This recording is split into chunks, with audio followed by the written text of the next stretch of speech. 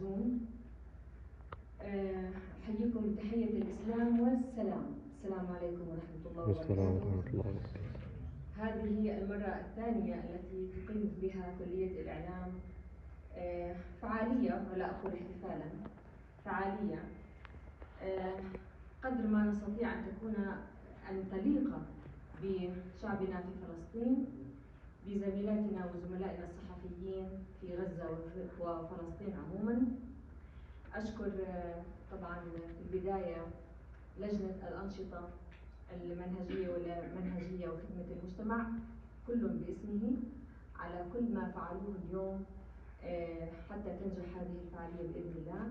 أشكر ضيوفنا الكرام اللي شرفونا اليوم، وأشكر تحديدا الصحفي الزميل سامي برهوم على أدائه ووجوده وفعاليته الدائمة خلال السنوات الفائتة وحتى اليوم. يوم زي ما تفضل الدكتور محمد أبو حلقة وقال إحنا ما بنتضامن مع الشعب الفلسطيني، يعني هذا خليه لناس ثانية يتكلموا فيه، لأنه إحنا والشعب الفلسطيني وحدة حال سواء كنا صحفيين أو غير صحفيين. اليوم نقيم هذه الفعالية ولدينا زملاء صحفيين يرتقوا إلى جنات الخلد بإذن الله، وهم ينقلون الحقيقة ويستهدفون لأنهم عين الحقيقة. اليوم نقيم هذه الفعالية أيضا وزميلنا الصحفي فادي الوحيدي يعاني الأمرين حتى فقط نسمح له بالإجلاء للعلاج لينجو بما تبقى من حياته. اليوم أقول لكم سرا،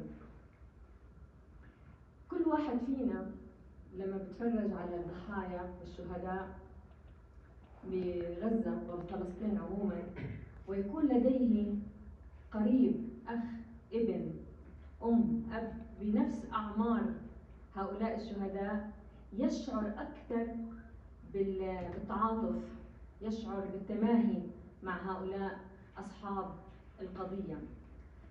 في حالتنا نحن الصحفيين حقيقة نتألم كثيرا على كل الشهداء وهذه حقيقة، لكن عندما يكون الشهيد صحفيا يكون الألم أعمق أوقع. شخصيا عندما تكون الشهيدة صحفية بنوتة هيك زيكم قدكم بتألم كثير، بتذكركم كلكم بعيد الشر يعني عنكم. ما بدي أطول بالحكي، لكن نعيد ونكرر، نحن في كلية الإعلام هذا جزء من مسؤوليتنا الاجتماعية، هذا جزء من مساقاتنا الدراسية، أن نكون وحدة حال مع أصحاب الحقوق وأصحاب القضايا العادلة، ولا يوجد هناك قضية أعدل من القضية الفلسطينية. يعطيكم ألف عافية.